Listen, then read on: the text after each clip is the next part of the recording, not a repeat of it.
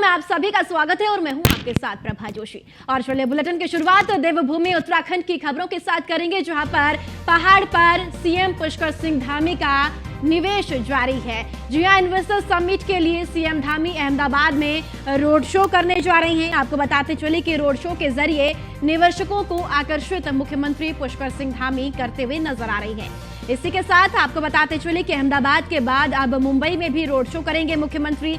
और investor summit के लिए अब तक 69,000 करोड़ के निवेश पर करार हो चुका है।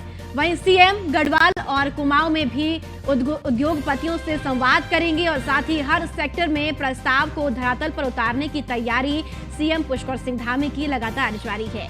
8 और 9 दिसंबर को देहरादून में ग्लोबल इन्वेस्टर समिट होने जा रहा है। आपको बताते चले कि मुख्यमंत्री पुष्कर सिंह धामी अहमदाबाद में रोड शो करेंगे, जहां पर उद्योगपतियों को आकर्षित करते हुए मुख्यमंत्री पुष्कर सिंह धामी नजर आ रही है। इसी के साथ आपको बताते चले कि इन्वेस्टर समिट के लिए अब तक 69,000 करोड़ के निवेश पर करार हो चुका है। एमओयू साइन हो चुके हैं। मुख्यमंत्री पुष्कर सिंह धामी देश बल्कि विदेशों में भी इन्वेस्टर समिट में उद्योगपतियों को आमंत्रित करने के लिए और उन्हें आकर्षित करने के लिए लगातार रोड शो करते हुए नजर आ रही हैं। आपको बताते चले कि मुख्यमंत्री पुष्कर सिंह धामी की ओर से लंदन में साथ ही यूए में भी रोड शो किया गया, जहां पर कई बड़े करार और कई बड़े एमओयू साइन भी किए गए हैं। तो इन्वेस्टर समिट में अब तक 14 सितंबर को कर्टन रेजर जारी हुआ है। इसी के साथ आपको बता दें कि आईटीसी ग्रुप के साथ 5,000 करोड़ का एमओयू भी साइन किया गया है। वहीं ई कुबेर के साथ 1600 करोड़ का एमओयू साइन हुआ है। और साथ ही आपको बताते चले कि महिंद्रा हॉलीडेज के साथ 1,000 करोड़ रुपए का एमओयू साइन किया जा चुका है। तो जेएसडब्ल्यू न्यू एनर्जी के साथ 15,000 करोड़ का करार हुआ है। तो तमाम ये कंपनियां हैं जिनके साथ मुख्यमंत्री पुष्कर सिंह धामी ने इन्वेस्टर के लिए करार कर दिया है। तो दिल्ली में कई कंपनियों से 4,385 करोड़ के एमओयू साइन किए गए हैं। वहीं लंदन से भी हजारों करोड़ का बिजनेस मुख्यमंत्री पुष्कर सिंह धामी लेकर आए हैं और लंदन से अलग अलग कंपनियों से 20,000 करोड़ के करार और एमओयू साइन किए गए हैं।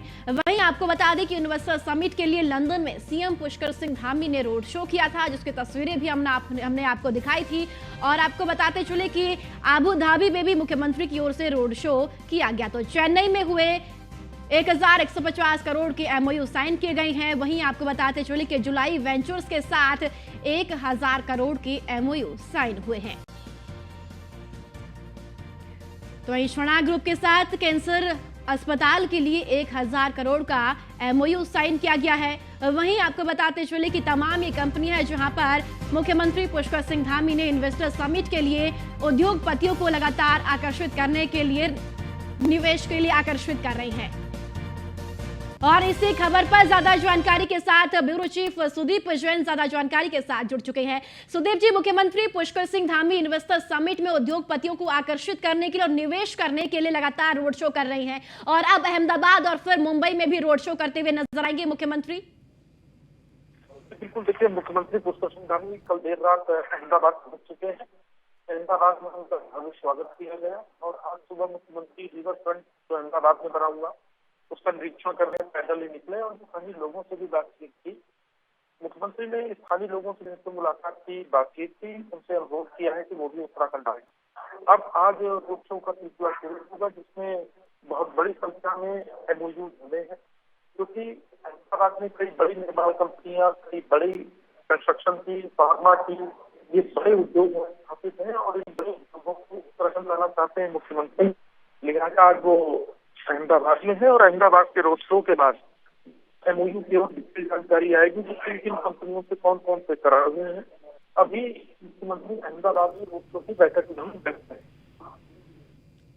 जी सुदीप जी, अगर इन्वेस्टर समिट की बात कर ली जाए तो देहरादून में निवेश होना है, इन्वेस्टर समिट आयोजित हो रहा है, तो किस तरीके से तैयारियां अब देखने को मिल रही है, क्योंकि अब बहुत कम समय बचा हुआ है इन्वेस्टर समिट के लिए। शासन प्रशासन की ओर से किस तरीके की तैयारी इन्वेस्टर समिट के लिए कर ली गई है देहरादून में?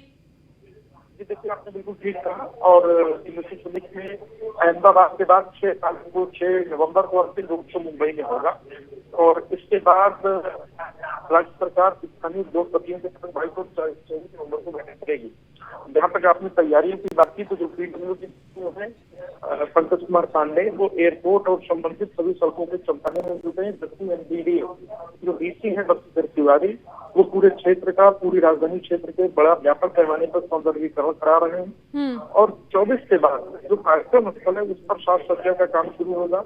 इस कार्यक्रम के मेन इवेंट यानी पहले दिन प्रधानमंत्री नरेंद्र मोदी आ रहे हैं और दूसरे दिन यानी जो अंतिम दिन होगा उस दिन राज्य सरकार राष्ट्रपति द्रौपदी मुर्मू से अप्रोच कर रही है कि वो दूसरे दिन आए और इस कार्यक्रम में शिरकत करें। तो बहुत व्यापक पैमाने पर हर स्तर पर तैयारियां चल रही हैं। जी सुदीप जी, जो लक्ष्य मुख्यमंत्री पुष्कर सिंह धामी ने निवेश के लिए उत्तराखंड में रखा है, क्या लगता है क्या उस लक्ष्य को पार कर पाएगा उत्तराखंड इन्वेस्टर समिट के जरिए? क्या लगता है जिस तरीके से लगातार मुख्यमंत्री भी कर रहे हैं रोड शो और बड़े करार और एमओयू साइन मुख्यमंत्री करते हुए नजर आ रही हैं अब उद्योगपतियों के साथ? देखिए, राज्य सरकार ने 2.5 लाख करोड़ रुपए के एमओयू के निवेश का लक्ष्य रखा है और मुख्यमंत्री भी और उनके ऑफिसर्स भी मीनाक्षी सुंदरम विनय पंकज सभी पूरी तैयारी से लगे। लेकिन सरकार ये भी स्पष्ट है कि हमने ये टारगेट रखा है उसको अचीव करना 100% जरूरी नहीं है, क्योंकि हम जिन कंपनियों के साथ एमओयू कर रहे हैं उनका बैकग्राउंड देख रहे हैं, उनका कामकाज का तरीका कैसा है ये देख रहे हैं। तीसरा, वो उत्तराखंड में यदि आते हैं तो उनसे क्या फायदा होगा, इन सारे विषयों को देखते हुए हम निवेश की ओर बढ़ रहे हैं।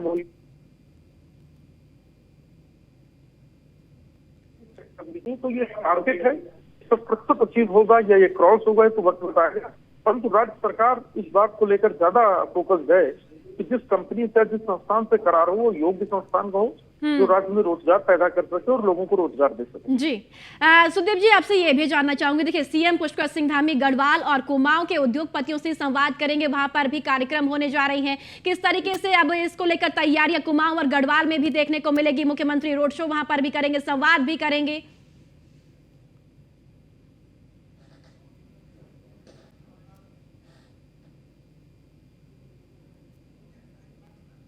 और जिन्होंने शुरुआत में मेरा भी स्वागत किया, आदरणीय Yatin Sharma ji, senior vice president Century Bulb Limited, और जिन्होंने बनारस, उत्तराखंड, पूरे भारत की बात हम सबके समक्ष बहुत ही सुंदर तरीके से रखी, डॉक्टर एपी पांडे जी,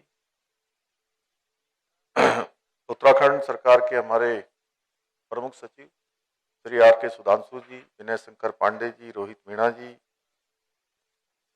Vinod Agarwal ji, MD Arnia organics, Kayur ji, president Zydus, retired justice P P Bhatt ji, Jayesh Desai ji, Ashish Desai ji, Lamba ji, एवं उद्योग समूह से, व्यापारिक प्रतिष्ठानों से, उद्योग जगत से आए हुए सभी हमारे प्रतिनिधिगण, पत्रकार मित्रों एवं छायाकार बंधुओं, मैं सबसे पहले तो आज इस कार्यक्रम में आप सबकी उपस्थिति के लिए, बड़ी संख्या में आप सब उपस्थित हुए हैं, आप सबका मैं देवभूमि उत्तराखंड की जनता की ओर से, देवभूमि के लोगों की ओर से मैं यहाँ पर उपस्थित होने के लिए आप सभी का हार्दिक स्वागत करता हूँ, हार्दिक अभिनंदन करता हूँ।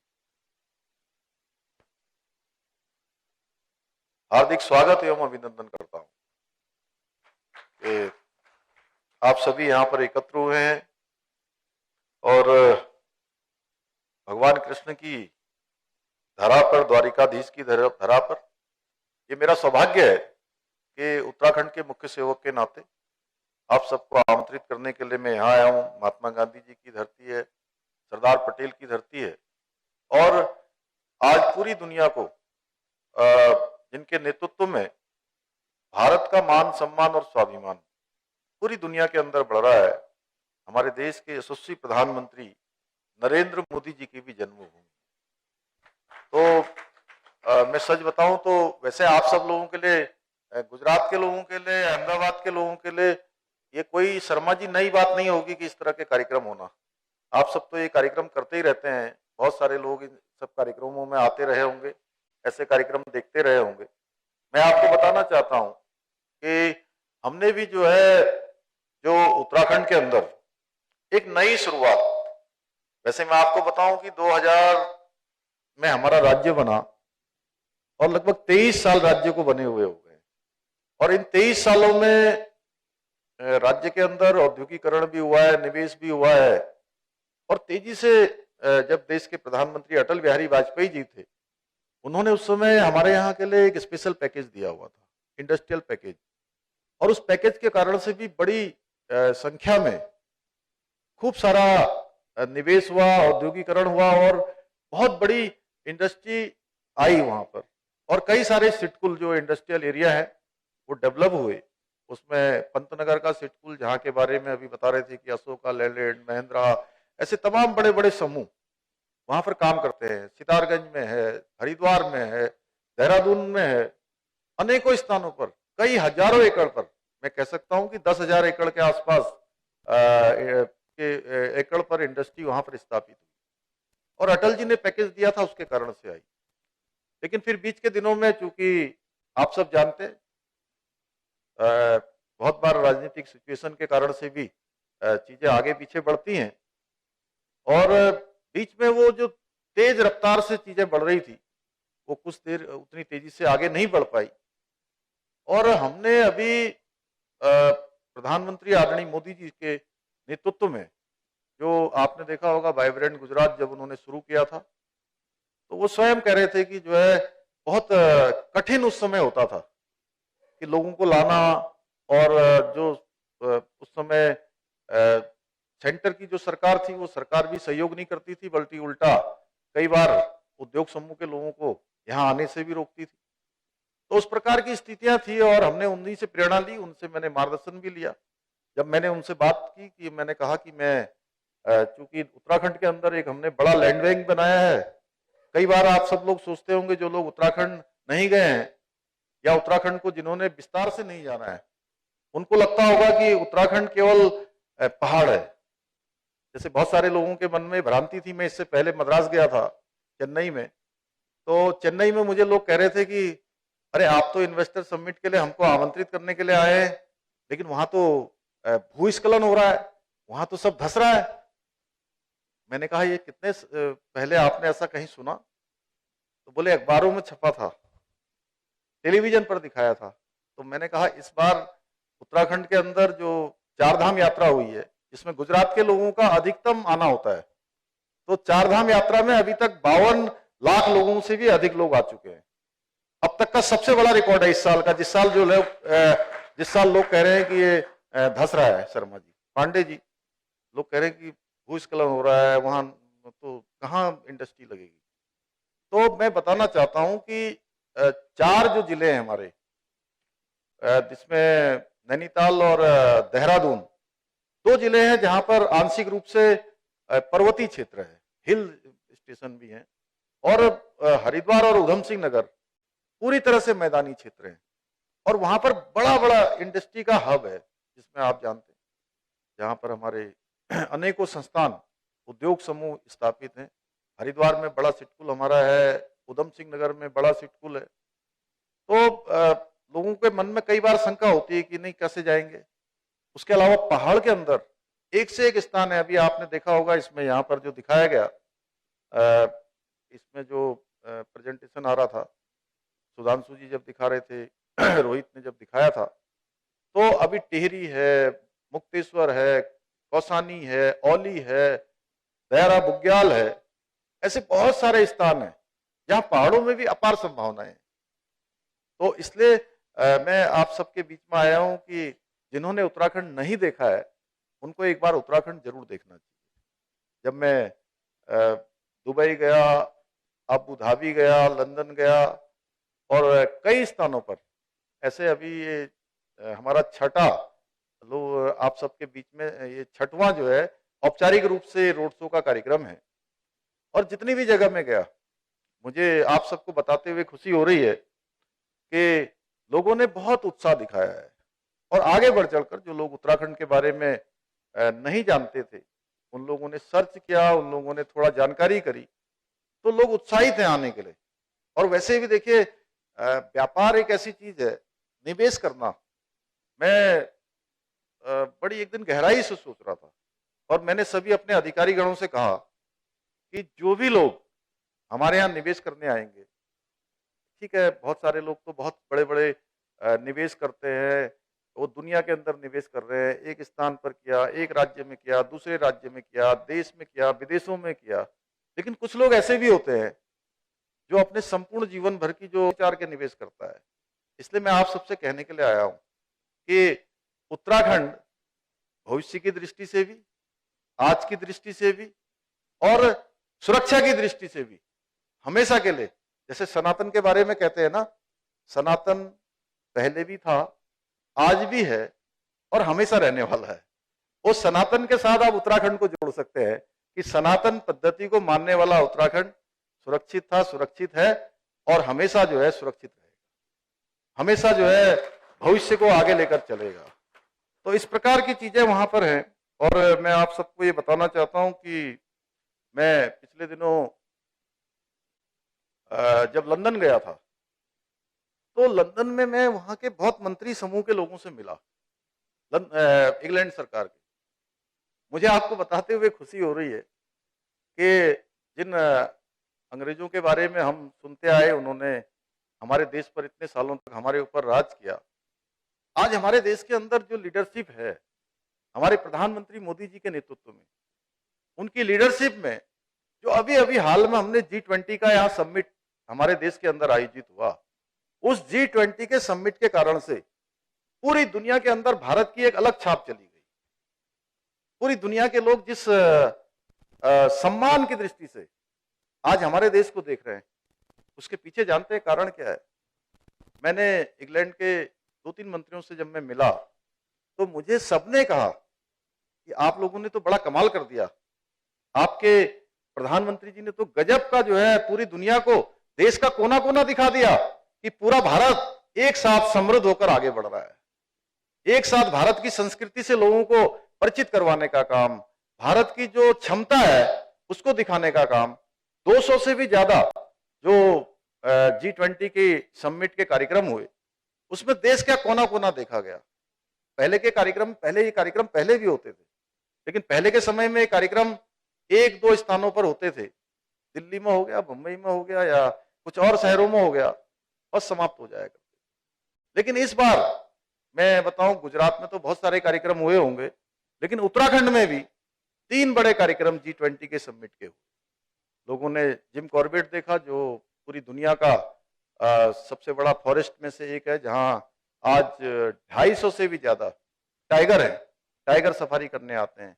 लोगों ने ऋषिकेश नरेंद्र नगर को देखा, जहां माँ गंगा प्रभावमान है, हमारे प्रेमचंद जी वहीं से आते हैं, तो उस क्षेत्र को देखा और पूरी दुनिया के अंदर संदेश लेकर गए और वो भारत के ब्रांड एम्बेसडर बने और भारत के एम्बेसडर बनने के साथ साथ उत्तराखंड राज्य के भी एम्बेसडर बने। इस प्रकार का एक अनुभव ये सामने आया। मैं आप सब लोगों से यही कहने के लिए आया हूं कि देखिए, जन्म लेना किसी के हाथ में नहीं है कि हमारा जन्म कहां होगा, ये तो भगवान तय करता है। क्यों पंडित जी, ऐसा ही है ना? नहीं कोई तय कर सकता है कि मैं पैदा कहां होऊंगा? कोई भी नहीं तय कर सकता कि मेरा जन्म कहां होगा। ये तो ईश्वर के हाथ में है, भगवान के हाथ में है। लेकिन जन्म के बाद कर्म करना, जब सामर्थ्यवान हो जाए, सामर्थ्य पा जाए, अपने अंदर भगवान इतनी शक्ति दे दे, सामर्थ्य दे दे, तो उसके बाद कर्म करना। तो मैं आप सबसे कह सकता हूं, कर्म करने के लिए, आगे निवेश करने के लिए, उद्योग समूह में काम करने के लिए, व्यापार जगत में काम करने के लिए उत्तराखंड भी एक आपके लिए सेफ डेस्टिनेशन है, एक ऐसा डेस्टिनेशन है। और ये तभी होगा, देखिए, अगर मैं आपके बीच में आया हूं तो मुझे ऐसा लगता है मैं बहुत भगवान को मानने वाला हूं, मैं ईश्वरवादी हूं। मैं जानता हूं कि इस दुनिया में, इस धरा में एक पत्ता भी हिलता है, एक कण भी इधर से उधर होता है, तो बिना ईश्वर की इच्छा के बिना नहीं हो सकता। अगर मैं आपके पास आया हूं तो मैं निमित्त बना, ये बना, हम लोग इन्वेस्टर समिट कर रहे हैं, आप सबको आमंत्रित करने के लिए आ रहे हैं, लेकिन ये तय मानिए कि आज आपसे मिलना, आप सबको आमंत्रित करना, ये भगवान ने ही तय किया था। इसलिए मैं आप सबके बीच में आया हूं। तो मैं आपसे कहना चाहता हूं कि उत्तराखंड आप क्यों आए। देखिए, बहुत लंबा मैं नहीं बोलना चाहता, आप सब लोग बहुत देर भी हो गई और लगभग 1 घंटा, सुधांशु जी कितना 1 घंटा लेट हो रहे हैं? लगभग एक है आधे घंटे डिले। देखिए उत्तराखंड में अपार संभावनाएं हैं। कितने स्थान है जहां गंगा जी है, यमुना जी है, पिंडर है, शारदा है, महाकाली है, सरयू है, गोमती है, इतनी सारी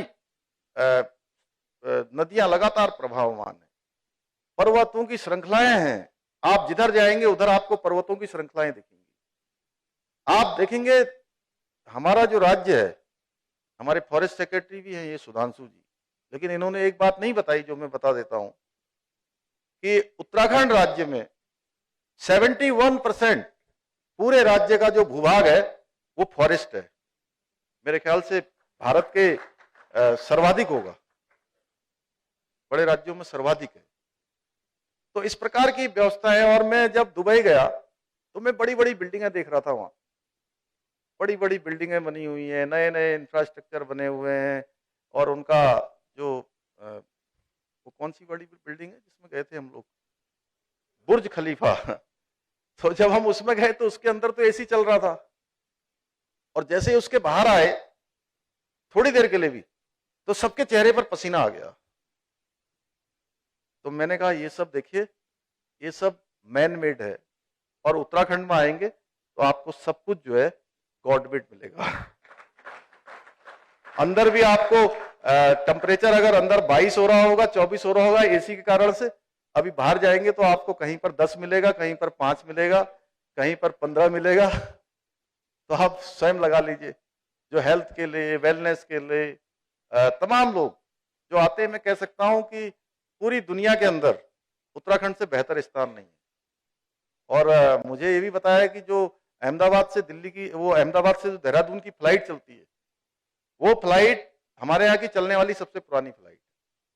और मुझे तो लगता है कि अभी एक फ्लाइट चल रही है, हमको बहुत जल्दी निवेदन करना पड़ेगा भारत सरकार से, airport of authority of India से, कि आप जो है उत्तराखंड में देहरादून से अहमदाबाद की 2 फ्लाइट चलाइए, 3 फ्लाइट चलाइए। धीरे धीरे इतने लोगों का आना जाना हो रहा है। और 4 धाम आने वाले लोग, सब लोगों ने देखा है किस तरह से उत्तराखंड बदल रहा है। सड़कों की स्थिति पहले कैसी थी। बाबा केदार का जो पुनर्निर्माण का काम है हमारे प्रधानमंत्री जी के ही नेतृत्व में हो रहा है। और एक बात और बताऊं, देखिए प्रधानमंत्री जी भगवान भोलेनाथ के बहुत बड़े भक्त हैं, महादेव के बहुत बड़े भक्त हैं। और जब वो मुख्यमंत्री थे तब भी वो केदारनाथ का पुनर्निर्माण का काम करना चाहते थे। उस समय आपदा आई थी, लेकिन उस समय परिस्थिति नहीं बन पाई। 2013 में आपदा आई, ठीक 1 साल बाद वो प्रधानमंत्री बन गए, और भगवान भोलेनाथ ने उन्हीं को मौका दिया, यानी कि अपने भक्त को मौका दिया।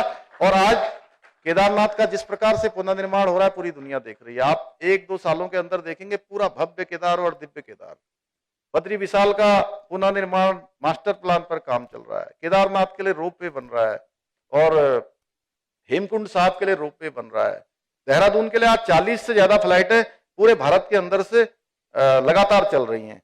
और अभी अभी ऋषिकेश कर्णप्रयाग रेल लाइन का काम आने वाले टाइम पर 125 किलोमीटर की जो रेल यात्रा है वो पहाड़ों पर रेल से हो पाएगी।